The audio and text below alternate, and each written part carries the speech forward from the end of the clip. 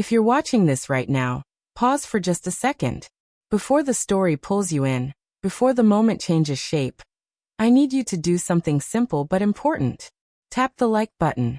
Subscribe to the channel. Not because it's something YouTubers say out of habit, but because stories like this don't survive unless people decide to stay. And this one only works if you stay until the very end. Because what I'm about to tell you isn't loud. It doesn't rush. And it doesn't explain itself right away. It waits. So stay with me. I didn't freeze because I was afraid. That's the part people always get wrong. I froze because his breath was already there, warm, close, unmistakably real. Before my thoughts had time to organize themselves into resistance or agreement. It wasn't sudden. It wasn't aggressive. It was precise. One hand rested on my shoulder. Not gripping. Not pulling. Just steady. Calm. Like it already knew exactly how much pressure it took to keep someone from stepping away without making them feel trapped. The other hand guided me back a half step. Slow. Familiar. Not rushed. As if this movement had been practiced, not rehearsed but understood. As if hesitation itself had a shape, and he recognized it better than I did. I bit down on my lip. I didn't nod. I didn't step back. I didn't say yes. But I didn't say no either. And in moments like that, silence stops being empty. It becomes an answer. Behind me, the door creaked open. Just a fraction. I didn't turn around. Didn't speak. Didn't even let my breathing change. I stayed exactly where I was, heart pounding so loudly it felt like it might give me away. The air shifted. Thicker now. Heavier. As if the room itself understood that something had crossed a point where returning to before was no longer possible. Then someone leaned in close. Too close. And a voice whispered near my ear, low and gentle. Happy birthday. It wasn't his voice. That was when my chest tightened. Not with fear but with awareness. Something had been set in motion long before I arrived here. The blindfold came next. Soft fabric. Cool against my skin. Pulled snug. Not tight enough to hurt, just enough to erase the hallway light until the world narrowed into sound, breath, and presence. I didn't resist. Not because I was told to, but because curiosity, when wrapped in calm, can speak louder than fear ever does. I was guided to the couch and sat down carefully on the edge. Hands folded in my lap. Back straight. Every movement deliberate. Like I understood instinctively that one careless shift could shatter whatever fragile balance had settled over the room. The silence wasn't empty. It felt watched. I didn't ask what time it was. Didn't ask who was there. Didn't ask what was going to happen next. Instead, I focused on my breathing. Slow. Even. Anchoring myself to something real. Then came the smallest sounds. Fabric brushing softly against skin. A faint clink, glass meeting wood. The whisper of movement carefully restrained. Then stillness again. I knew he hadn't left. Not because I heard him, but because the room felt like it was holding its breath, waiting for permission to exhale. What caught my attention wasn't movement behind me. It was the floorboard. One slow creak near the doorway. Careful. Measured. Then another. That wasn't him. Someone else was here now. I stayed completely still. Behind me, his voice came again, calm, controlled. He's here. That's all. No one move. The floor creaked again. Closer. Right behind me. My pulse thudded harder. Don't take off the blindfold, he said quietly. Then he stepped aside. I didn't need to see it to know the space had changed. The air felt charged. Waiting. Like something had entered that could not be undone. There was someone else now. I couldn't see him. But I knew instantly that he wasn't my partner. He didn't speak at first. He just stood there, close enough that silence gained weight. When he finally spoke, his voice was steady, certain. Happy birthday. It wasn't the words. It was the feeling, like this moment had been imagined long before it ever arrived. I straightened slightly, unsure where to place my hands. I kept them folded. Still. Contained. The blindfold stayed in place. I sensed movement, not touch. Just presence. Fabric shifting. A breath that wasn't mine. My partner remained silent. Watching. Allowing. I didn't move. Not because I was afraid, but because something inside me understood that stillness mattered. That this moment wasn't demanding anything from me. It was offering. You look peaceful like this, the man said. Not rushed. Not uncertain. Just observant. Footsteps moved softly, not toward me, but around me. Circling. Respectful. A quiet breath near my right side. Still no contact. I want you to lean back, he said. Then after a pause. But only if you choose to. My breath deepened. Not shaky. Not fast. Full. I leaned back slowly, hands pressing into the cushions beneath me. No one guided me. No one touched me. I followed something internal, something I didn't have language for yet. When I stopped moving, his voice came closer. You don't have to remove the blindfold, he said softly. Not yet.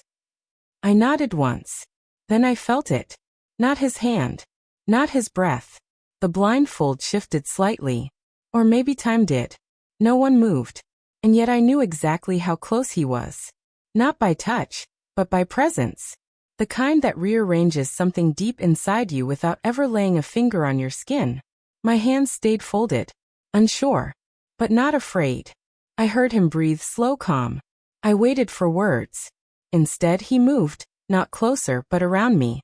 Like someone carefully measuring distance. You don't need to see yet, he murmured.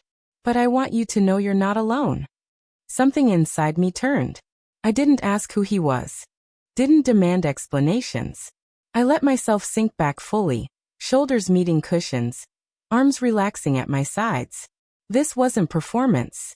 It wasn't habit. It was choice. I let the silence stretch. Then his voice came again. I was told you're strongest in stillness, he said. That when you stop trying, everything begins. I exhaled. Not from nerves. From recognition that I didn't realize how quiet the room had become until I noticed my own breathing again. Slow. Measured. Almost unfamiliar. The kind of breath you take when you're no longer bracing for impact. When your body realizes it isn't being chased. He stayed where he was. Close, but never crossing the invisible line. That mattered more than anything else. Because it told me something important. This moment wasn't being taken from me. It was being offered. His presence settled beside me like warmth after a long, unforgiving season. Not overwhelming. Not demanding. Just there. Steady. Patient. As if he understood that urgency would break something fragile, something that had taken years to form. You don't need to rush, he said quietly. No one's asking you to become anything tonight. The words landed deeper than I expected. Because I hadn't realized how long I'd been performing versions of myself just to keep peace. How often I'd adjusted my edges, softened my needs, quieted my instincts just to make sure nothing cracked. My throat tightened. Not with fear. With release. Across the room, my partner shifted slightly. I felt his gaze on me. Not possessive, not threatened. Curious. Like he was watching me discover something he'd always sensed, but never had language for. I turned my or stay exactly where you are. I chose to sit up. Slowly. This time, my movement felt different. Not cautious. Intentional. When our eyes met fully, something inside me cracked open. Not loudly. Not dramatically. Completely. I felt seen. Not as an idea. Not as a role. Not as someone fulfilling an expectation. But as a person suspended between who she had been and who she was becoming. He spoke again, quieter now, almost reverent. Most people think intimacy is about closeness, he said. But it's really about permission. My chest rose with a deep breath. My heart didn't race. It steadied. I nodded. He leaned forward just slightly, not invading my space, only enough to show presence. You've been holding yourself together for a long time, he continued. Tonight you don't have to. Something finally gave way. Not tears. Not collapse. Release. My shoulders dropped. My hands unclenched. My jaw softened. I hadn't realized how tense I'd been until I wasn't anymore. From behind us, my partner spoke quietly. She never lets herself rest like this. There was no accusation in his voice. Just truth. The man beside me glanced toward him, then back to me. You're safe, he said. All of you. The room felt both smaller and larger at the same time, like the world had narrowed to this moment, yet expanded somewhere deep in my chest. I leaned forward slightly, closing the distance on my own. Not touching, just closer. Our breathing found a rhythm. For a moment no one spoke. Then I felt it. The swell of emotion I'd been holding back for years. Not sadness. Not joy. Recognition.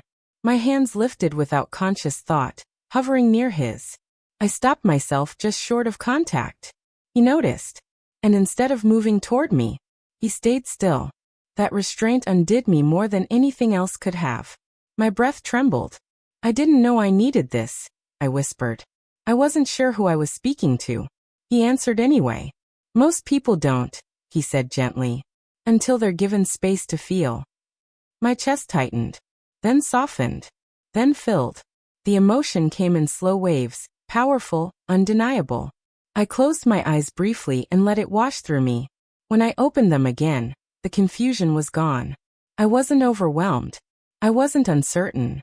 I was awake. I let out a breath I felt like I'd been holding my entire life. And with that breath, I let go. Not of control. Of fear. Nothing dramatic followed. No sudden movement. No crossing of boundaries. Just stillness. Complete. Respectful. The man beside me leaned back slightly, giving me space again, proving the choice had always been mine. My partner stood and walked over, resting a hand gently on my shoulder. This time, it didn't steady me. It joined me. I looked between them. Heart full. Mind clear. And for the first time, I understood something essential. This wasn't about desire. It wasn't about temptation. It wasn't about crossing lines.